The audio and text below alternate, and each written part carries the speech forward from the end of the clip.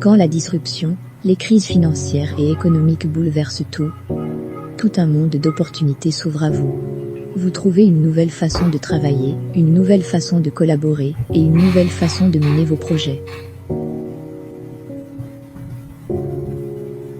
Au Consultant Plus, tout un monde d'opportunités.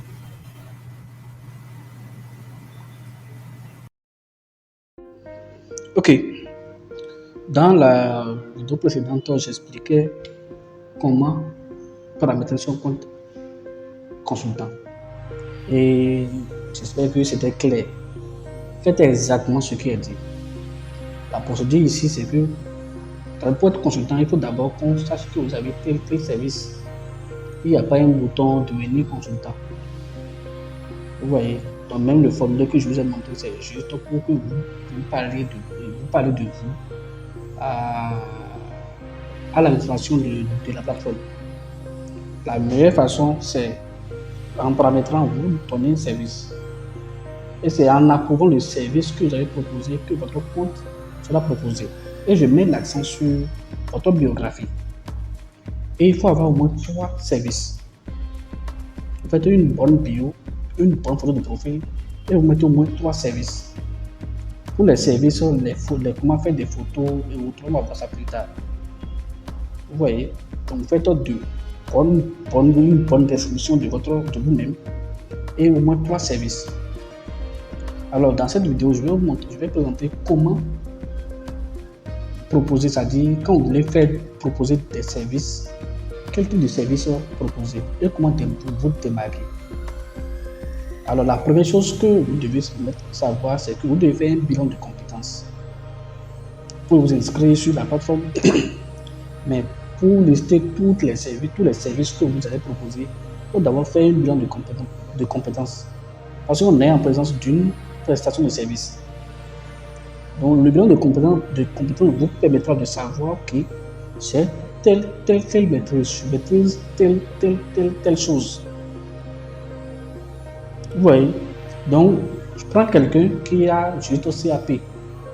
Il a été très studieux à l'école. Il connaît tout ce qui concerne RDM, béton armé et tout ça.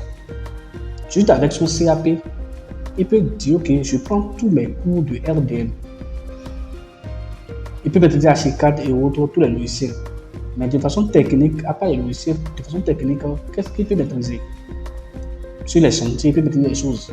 Mais il peut dire que moi je propose uniquement, c'est-à-dire je fais juste des fichiers Excel. Vous voyez, il maîtrise Excel VBA. Même si, vous voyez, il peut se faire former dedans. Il maîtrise Excel VBA.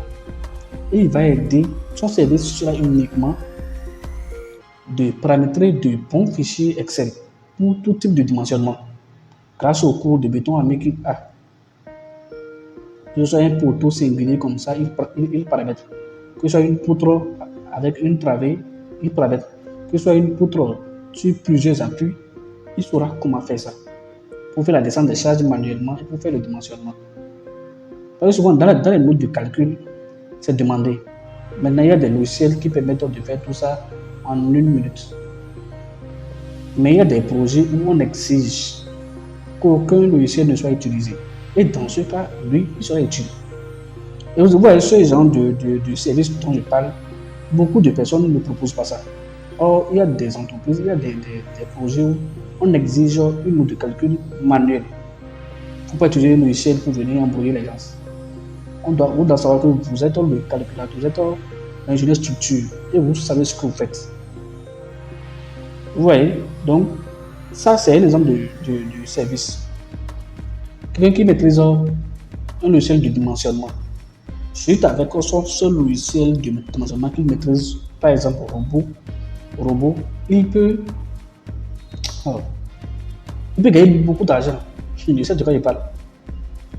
Beaucoup. Il peut peut-être proposer un service de dimensionnement d'un bâtiment. Et dans ça aussi, il y a plusieurs types. Si on prend par exemple, en voulant lister vos services, je vous ai déjà dit de venir prendre un exemple. De venir prendre des exemples de services ici. Pour savoir comment ça marche. Vous voyez, ça c'est le dimensionnement d'un bâtiment. Il dit quoi? Je peux le dimensionnement de la structure du bâtiment. Voilà. Il y a dimensionnement d'un bâtiment à toiture légère, dimensionnement d'un bâtiment à toiture légère de plus de 100 mètres carrés, dimensionnement d'un bâtiment à toiture à charpente métallique, dimensionnement d'un bâtiment à étage. Ouais, tout ça, c'est dans un seul service. Mais quelqu'un qui veut différencier tout ça, qui veut avoir beaucoup de services, il peut faire ça un à un. Personne ne va l'empêcher de faire ça. Comme ça, c'est plus spécifique. Quand quelqu'un veut faire un travail et il vient, il saura que ça, c'est ce qu'il veut. J'ai une maison à toiture charpente métallique. Pour le dimensionnement des éléments de la maison, c'est pas. Mais pour ce qui concerne la charpente métallique, je veux qu'on me fasse un bon dessin de la ferme, de la charpente, pour que le soudeur qui va faire le travail sache les dispositions à mettre. Vous voyez? Ou bien les assemblages des éléments métalliques.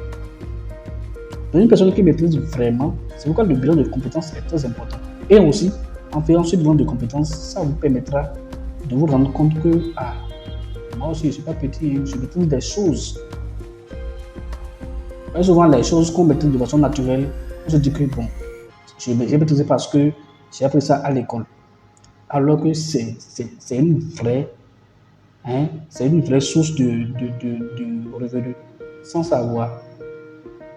C'est bon. Donc, faites un bilan de compétences en partant de ce que vous maîtrisez.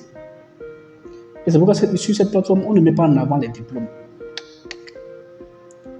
Ce n'est pas parce que tu es ingénieur que d'office, on va accepter t'inscrire ici et tu viendras faire du n'importe quoi sur le projet d'intelligence. Il faut que la personne sache vraiment ce qu'il fait et il faut qu'on soit sûr qu'il maîtrise vraiment ses compétences. Déjà, dans la description de son service, on saura s'il a fait copier-coller ou pas. On saura si tout ce qu'il dit, il maîtrise ou pas. C'est bon? Voilà.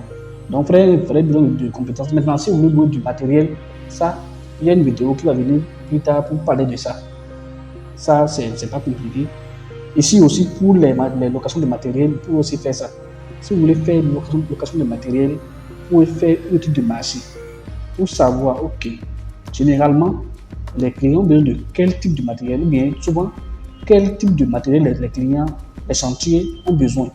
Et ils n'ont pas forcément les moyens pour payer ces matériels. Ça peut partir d'une pelle hydraulique, ou bien d'un compacteur, ou bien, vous voyez, d'une chargeuse. Ça aussi, vous pouvez faire là, dans ce cas, vous faites une étude de marché. Ce n'est pas un bilan de compétences, vous faites une étude de marché pour contacter des entrepreneurs pour leur demander, ok, généralement, quand vous avez besoin de louer matériel, quel type de matériel vous louez souvent?